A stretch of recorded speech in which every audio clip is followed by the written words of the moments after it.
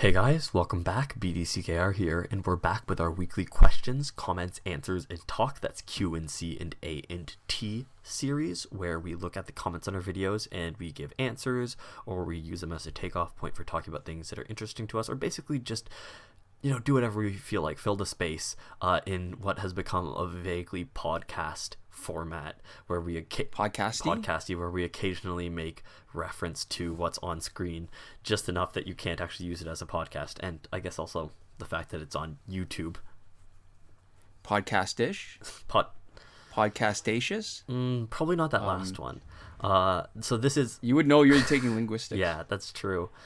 This is Season 5, Episode 13, and I'm coming to you right from the middle of exam season. So if I seem a little dead on my feet or wooden, it is because I am dead on my feet. That is the... and wooden. That's the reason. Not literally made out of wood, but, if I'm off today... Figuratively. There's a good reason for it. I am feeling off today because I'm... Yeah, well... I'm just glad you're back and I'm not going solo again. Yeah. The dynamic duo, Abbott and Costello, back at it. So anyways, our first question of the week comes from... Can I just mention, I got new headphones for Black Friday, and it's weird listening to my voice through them now because it sounds more muffled. So it's an interesting auditory experience. Wait, so it sounds more muffled, so they're not as good? No, like my voice actually sounds more muffled. Like the noise canceling is to the point where I'm only getting the internal vibrations. Like the noise canceling is much better on these, so my voice sounds weird. Okay, I get the same problem when I wear earplugs, and I feel like there's something wrong. There's something that throws me off a little bit. So the only time I can really use them consistently is when I'm actually lying down. Yeah. Anyways, that's the whole. Oh, but they're really good. Oh yeah, they're solid.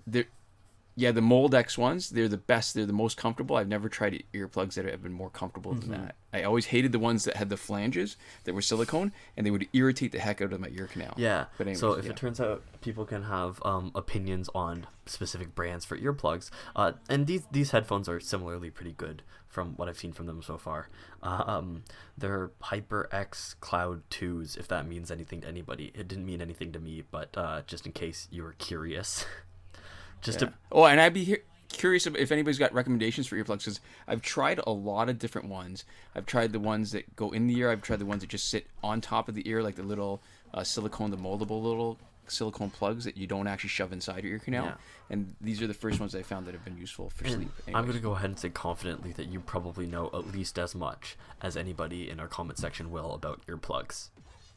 You never know. There's like surprising expertise. It's like when Lee Remedios came in. He was the mixed martial artist.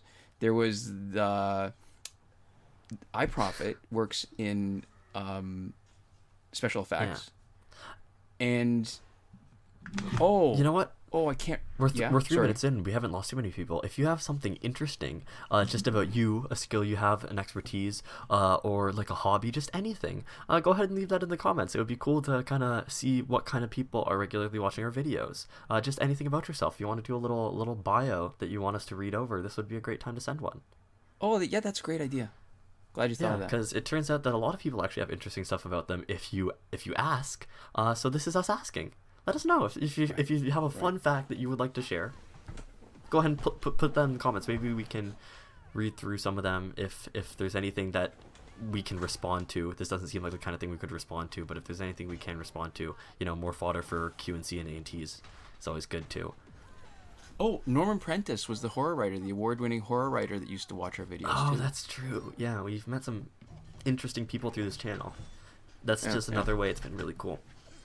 Okay, our first comment of this week, we're already 4 and a bit minutes in, comes from Drake Pendragon, and they say, "Thanks for hitting my comment. There are politics done well, like Watchmen, where it's political but isn't so heavy-handed, and shows different sides. However, the bad example of that, and it not being sold, but the comics keeping it around, is the new homosexuals version of Iceman. It was selling 1,000 issues, and Marvel canceled the book, but has brought it back to low sales again. I feel like some of these people do attempt to burn comics industry to the ground, because as long as they're pushing the politics that the current industry is pushing. Warner Brothers is able to do okay with Batman, and Marvel does okay with The Amazing Spider-Man, and both industries were doing well even when neither was a movie. Gale was simply an example. There are many."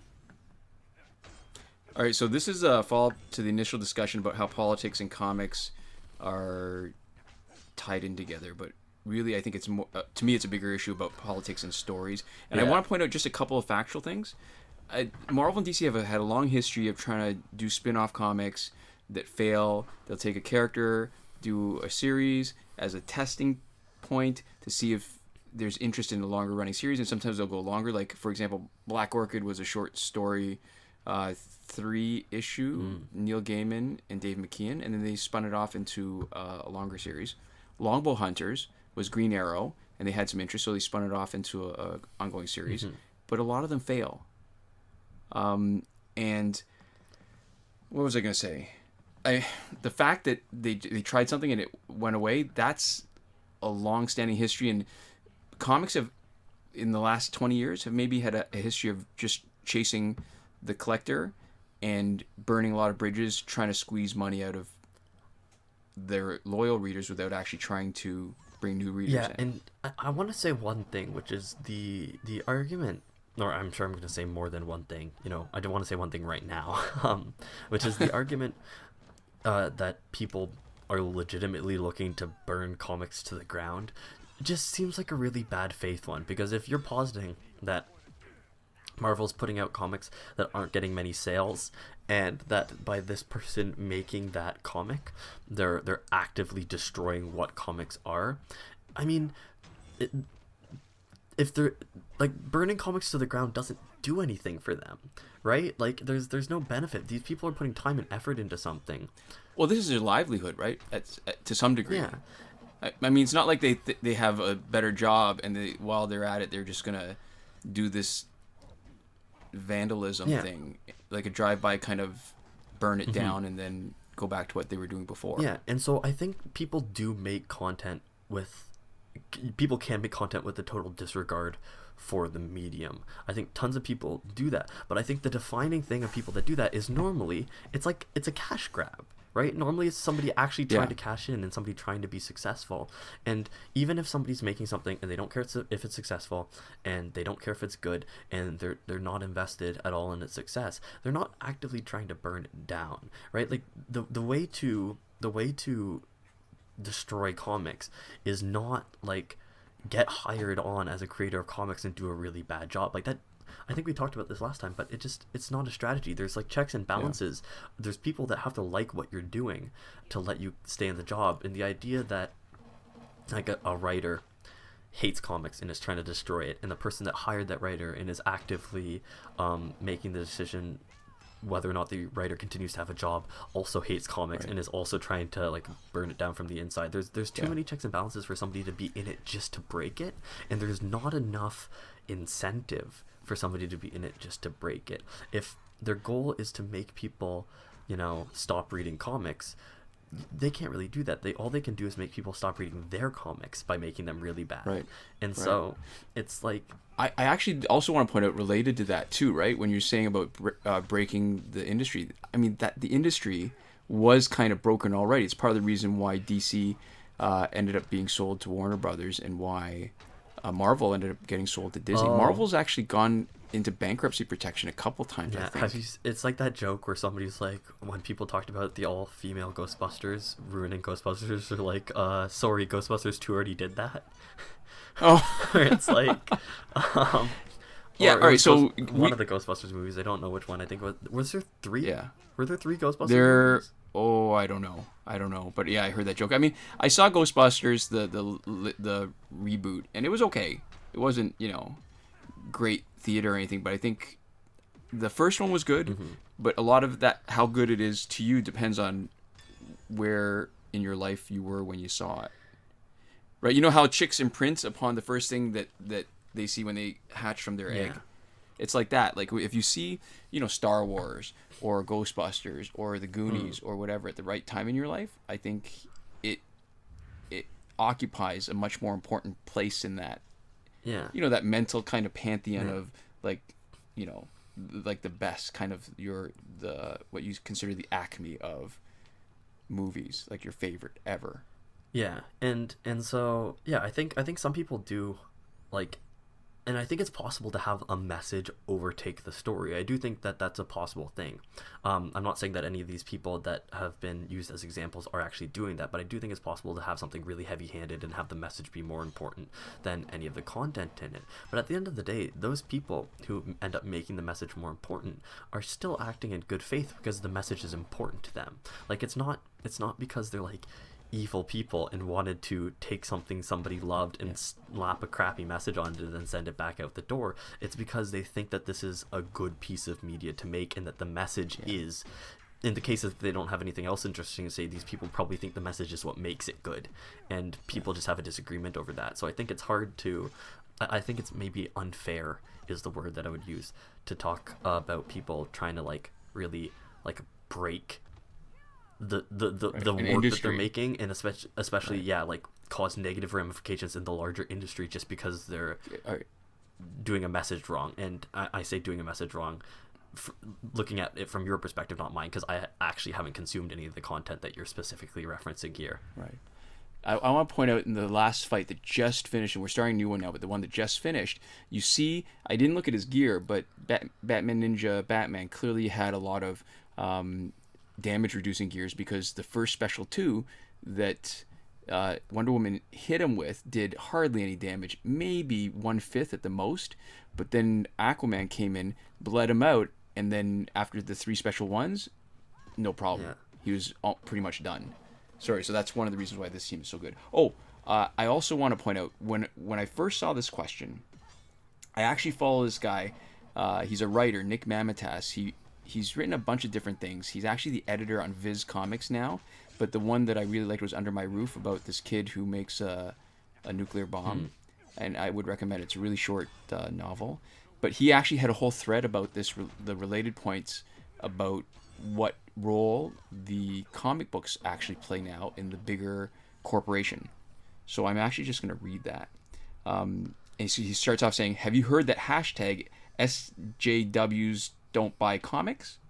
Well, they sure go to the effing movies and watch cartoons and buy Funko Pops and all that stuff.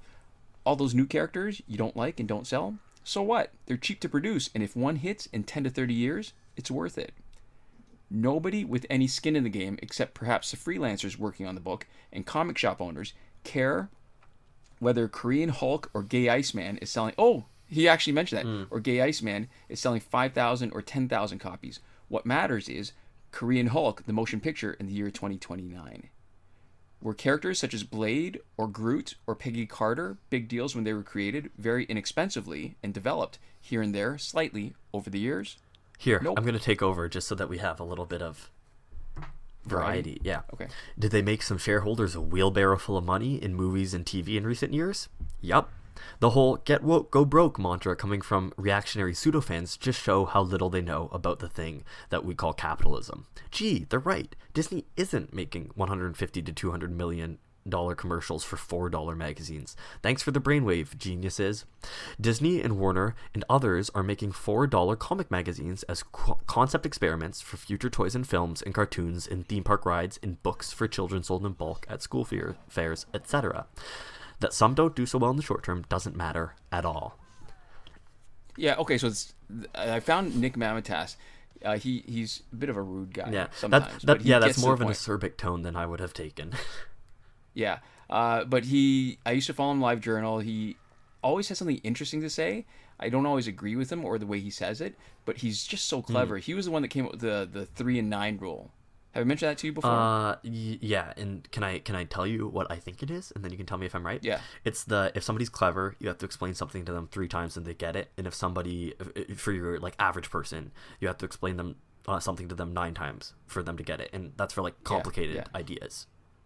Yeah, and he had this whole funny story, which I won't get into, but he had a whole funny story explaining all that. But yeah, so I think it's totally fair to be disappointed that something that you really love is going a different direction that you would like, but it doesn't change what existed already that brought you to it, right? Yeah. So the original stories of Iceman in the X-Men stories that I think Jack Kirby did, those don't change because Chris Claremont and John Byrne had a different vision, or I don't know who's doing it now. That just the you can't keep one creative team on a comic book forever. It just doesn't happen unless, I guess, creator own stuff. But when we're talking Marvel and DC, it's not happening. Yeah, and I think just in a larger sense, when looking at the comment and some of the stuff that Drake says, and I know this isn't unique to them, but I see it in this comment, is there's this kind of sense of being like attacked, or like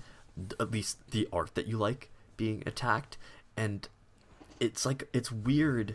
It's a weird tone to have, like, for content that you don't like. And I get that it can be disappointing, right? Like if I saw something and it was suddenly turned into some like neo-Nazi like mouthpiece, right? Like whatever content. Right. Like, yeah, that would be really kind of unfortunate, and I would dislike that. But I wouldn't feel like at that point that somebody was trying to, like, you know, destroy the comics industry. And I think there's a weird mix of feeling like attacked and also feeling like it's a failed attack, like somebody's doing a really bad job, right? Like that that Marvel has this agenda, or what group was it that has this agenda for Iceman, that Marvel had this agenda, and then they failed in trying to like destroy comics or whatever, and they got canceled and they're brought back now. Like it's a weird kind of mix. But I think you're right though. The part where you really said that it was feeling like they're personally attacked a bit, because it's part of the reason why we've been playing Injustice for so long and why there's still such an audience for it, right? When you get attached to these characters, the same way people get attached to sports teams, even when most of the players change, right? Even when we're talking like 20 years later, or even 10 years later, nobody's still there from the team that you started watching. But there's something very powerful about this. Yeah. And it's like, even though, like, I can see that, like, maybe a character comes out and you see something about it and you're like, this feels like a real perversion of the character, and this doesn't feel like what they meant. It just feels like the wrong kind of emotional response. It feels like an easy emotional response and an understandable one, but I don't think it's necessarily like a healthy one. Well, on the flip side, I'll say that some of the things that have been the best are, for TV shows, for example, are ones that actually end early. Yeah. Before they have a chance to change in a way that you don't like them. To really disappoint you, right? Yeah. Freaks and Geeks. Only one season. I was so sad when it was canceled, but I love the show for what it is, and I think it might have been colored a little bit if it had gone on. Like, it's like Orson Scott Card. Speaker for the Dead, Ender's Game first, and then Speaker for the Dead, which was a better book, but it couldn't have been written without Ender's Game. Brilliant books. And I'm a little bit sad that I find out that Orson Scott Card has done a few things that make him not a great human being. Yeah. Rampant homophobia. It's like that. Yeah.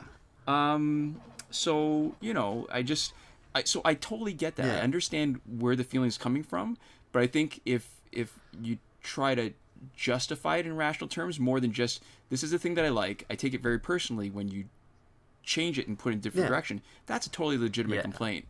But when it's couched in terms of, well, it's something evil, it's something destructive, I can't get behind that. It feels like what you're doing is taking how you feel about it and trying to scale up what's happening to something that feels appropriately dramatic. And the problem is that it's a simple kind of innocuous change on the part of the person who is actually making the change that just feels a lot more kind of destructive to the thing that you like. And I don't think it's fair to kind of have this worldview that, like, oh, this thing is like, you know, I think like this thing is evil, these people are doing a bad thing and they know it, and like I feel like that just is trying to scale it up to a level that it doesn't, that what's actually happening hasn't like warranted, you know, even if it warrants that emotion within you. And I don't even think it's necessary is the thing, right? Like, you can just not like it. Yeah, so there you go. But I wanted to say I do appreciate Drake Pendragon like continuously coming back and like letting us know, right? Like actually having a dialogue. Thoughtful stuff. Yeah. More than just, you know, swearing at us like some people do. Yeah, where it's like I find that we don't frequently agree, but that, like, you know, I mean, we're having a discussion about it, and I think that's good. Yeah, so thanks, Drake. I think it's good that we can have this discussion, even if, you know, I think some people say that, and they use that as a justification of like bad discussions when people have dangerous ideas, and they say, oh well, it's, you know, good that you're being civil, but, you know, I think this is actually like a reasonable conversation to be having. Look at the team, no augmentations, but look at the gears. 553. They're all plus 39. Gear score of 237. So it actually, the hack gear scores actually has a increased chance. Like, it's actually blocking more crit chance more than what the maximum should be. Interesting. Let's look at some of the other guys. I think it won't matter though, because it won't have a chance to come into effect because we're just gonna knock them out. Each skull does 72% life drain. God. All right, so we just need to be quick and dirty like we usually are. Yeah. Okay. Our next question comes from, or no, this is a comment, comes from Gregory324, and they say, even if the survivor gears aren't viable / needed for a good team, I would still love to have some variation. And then in brackets, and considering I don't have any of them. Yeah, I totally agree. I mean, when Injustice, it's basically sold itself as a collecting game and a fighting game. Yeah. In equal parts, right? Because it takes so long to actually collect it. I think the one place, I mean, the fighting part is great, but the one place where Injustice falls a little short is in the collecting, where you said last time, I think, the pacing in the early game for collecting really stuff good. and making progress. Yeah. Yeah, the early game really sells you, and then it tries to hook you enough that the long game is, like, you're invested enough that the long game is worth taking part in, where if you started off, you know, if the game started with the rate of collection that it slows down to, I don't think it would have nearly as many people putting nearly as much time into it. Yeah. See, and I think one of the things that I suggested, which they never took us up on, was I would be willing to pay. Yeah, exactly, right. I would be willing to pay for repeat challenges of specific characters that I wanted. I would totally be willing to do that. Like something reasonable, like a couple bucks, I would totally go for it. Even if I already had them at Elite 7, if I'd already maxed them out as far as I ever was going to do, I would love to be able to unlock them just for that sake of completeness, to have it clean across the board where everybody was unlocked. Yeah, and I think I said this a long time ago, but one of the things that has made Injustice enduring for me is the gameplay. When you start playing it, you learn a little bit and you get better. And then there's this really long plateau where the gameplay is just kind of samey, right? There's a lot of grinding. The actual fights are, especially if you're doing single player, the actual fights are just usually either pretty easy or pretty hard. And there's kind of a pretty narrow, like a narrow window where they're actually like kind of a multiplayer level consistent challenge. Right. And so what actually makes the game is that you can spend a lot of time planning in a way that gives it longevity, where I think a lot of mobile games fall short is that there's a very limited amount of kind of gameplay complexity for the actual moment to moment. Like the control scheme is at best going to be kind of just okay, and I think Injustice is a good example of that, where when you actually get to the high level play, the only reason why gameplay gets more interesting again is because there's 100 little things that the developers almost definitely didn't intend to have, you know, affect the game like this, but that make little quirks of how to play to really fine-tune your actual mechanical play. But the actual gameplay itself is just okay, and what makes it is the ability to plan and collect, and, you know, you're not playing, but you can still think about what that next thing you want to buy is. You're not playing, but you can still think about, you know, what characters you want to upgrade. Do you want to get a new character? Do you want to get the new gear? Do you want to go for augmentations? Who are you going to augment? How are you going to augment them, right? What team are you going to put them on? What loadout they're all going to have, right? And then... Oh, that's perfect. Actually, that's what I was doing in the last few days when you were busy, and I put out a few solo videos, right? All on Deadshot, and all sort of making adjustments on his... minor adjustments on his teammates and his gear and stuff. Yeah, and so to me, that's the thing that made it fun. And then right after Injustice 2.0 came out, I know I actually spent a lot of time talking with friends who played a lot of the game, and planning what we were going to do, talking about the new gears, looking at them. Oh, wouldn't this be so cool? Trying to think about combinations. And that kind of time that we put into it had nothing to do with the gameplay or the grind. And that was actually, you know, more exciting than the moment-to-moment gameplay is actually planning it. And so that was Right. a whole other layer that a lot of simpler games, mobile games, don't have. And I think that's one of the reasons why Injustice is so enduring. So wanting to have all the gears is good for a couple of reasons, because if you don't have them yet, it's a goal. You can start to It's yeah, you can start to aspirational. think about how you earn them. You can put in the time, and you're grinding, but you have something in mind. And then while you're grinding for them, you can, start looking at how you're going to use them. You can start thinking about how you want to incorporate them. And then once you have them, that's a new factor for your planning.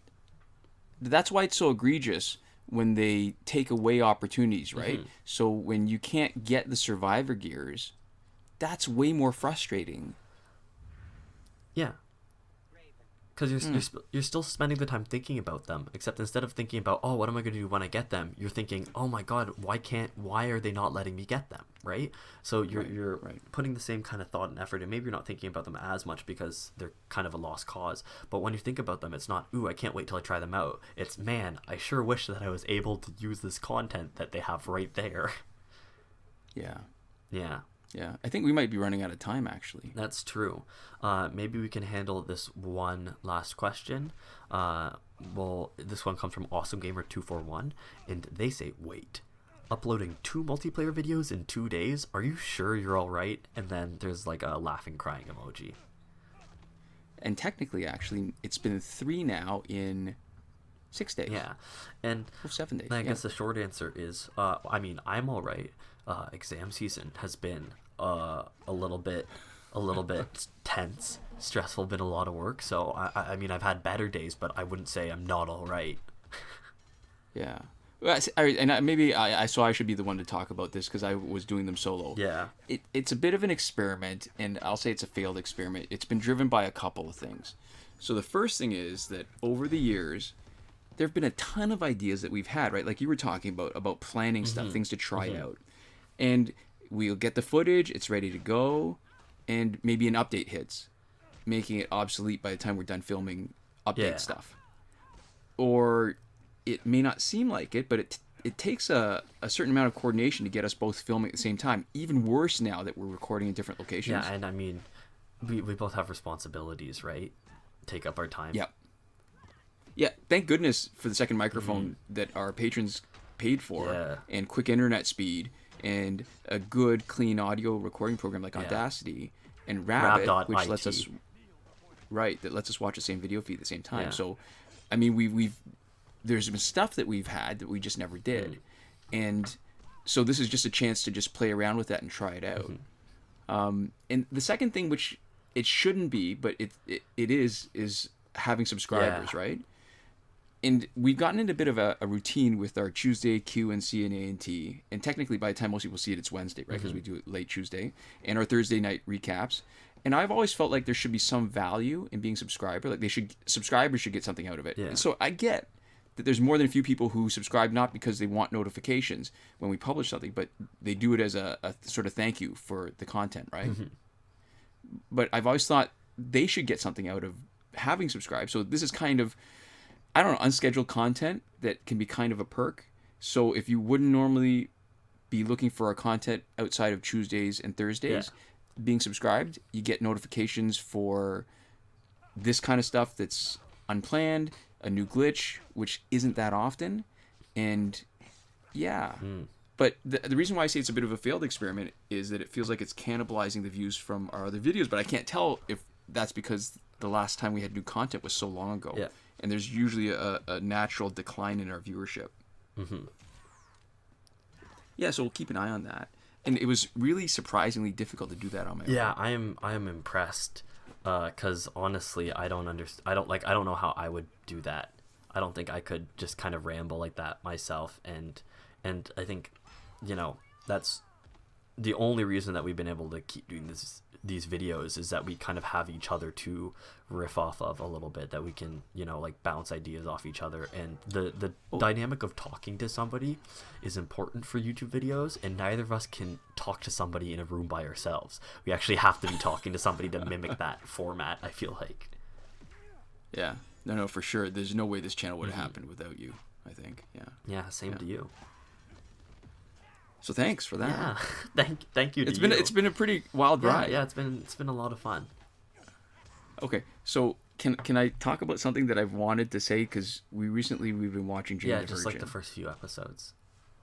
Yeah, and the connection that seemed really obvious to me when I started seeing it, and it was driven a little bit by the show itself, driven by the techniques they use, like having a narrator, but also by the situations. I was thinking, this is like Arrested Development. And that made me actually look up telenovelas, because, all right, so I don't know anything about telenovelas. Neither. Novellas or novellas? They're not part of our cultural kind of, like, oeuvre. Yeah, but when we're watching Jane the Virgin, it seems like it's an homage. It's playing within the genre itself, having a telenovela in it, but also doing some of the stuff. So maybe actually look up some stuff. And it's very explicit about that. I think it drew parallels where it's like, now Jane, was in a life that was exactly as dramatic as like the telenovelas that she was watching on TV, right? Like it was very explicit that they're drawing those parallels, and that they're meant to be kind of connected. Okay, and see, this is what's funny to me. I never made that connection before, even though Arrested Development had one of the secondary characters, Marta. She was in a telenovela. And I didn't make that connection until I saw Jane the Virgin. Yeah, because it just seemed like a plot line. It wasn't as explicit. It was too clever for us because we didn't actually have the requisite understanding. Right. So I went and did like a bit of really rudimentary research, and I found out stuff like the telenovelas usually tell a self-contained story, usually a fixed span of a year or less. But unlike soap operas, which is the North American sort of equivalent, I guess, but they tend to have lots of storylines that last forever until the show gets canceled. Yeah, it's basically just people doing different things that are, to some extent, more interesting than what normal people just do. Right. Okay, so, and I couldn't find anybody making that direct connection, but I did find an article talking about how Jane the Virgin works with a lot of the tropes of telenovelas, and then each of those tropes made me think, oh, I can see another parallel. This is like whatever in Arrested Development. So, can I test you out? So, one of the things... So there's an article. It was Rosie Narasaki on Bustle.com was mentioning tropes, telenovela tropes used in Jane the Virgin. Number 1, beautiful people. I mean, I think is that like a trope? Because that's like kind of all of Hollywood, isn't it? Okay, that's true. All right, we'll skip that one. The evil twin. Oh, there's George Bluth Sr. and his brother, except he's the evil twin. The main one's the evil twin. Yeah, well, they're both a little bit evil too. Like, are the other ones kind of, what's it's George and Oscar. Oscar. Yeah. No, well, George is really the evil one though. He's kind of this like capitalist, like war profiteer, and just like gets in like wherever he can get like a quick buck kind of thing, and Oscar's more of like a hippie, like go with the flow man. But Oscar's cheating. He's having an affair with his brother's wife. Okay, that's there's not a lot of great people in Arrested Development. You're right. No, there's not. I mean, really, it's just Michael and maybe George Michael. And Michael makes some mistakes. He's well-meaning. He's not always great. Right, but he tries. I think that we get into deontology versus consequentialism. Which we touched on before. Okay, so Evil X. Oh, I can't think of an Evil X. Maybe that'll come to. Yeah, I don't think there's one. All right, the next one is Long Lost Father. Although, if we extend it a little bit, Long Lost Siblings, then there's like everything dumps in. Oh, that's true. Yeah, they have that plot line where Michael's trying to find a member of the family that was in like a picture with Lindsay. And that's like kind of like a red herring thing, because it turns out that it's just some like random woman.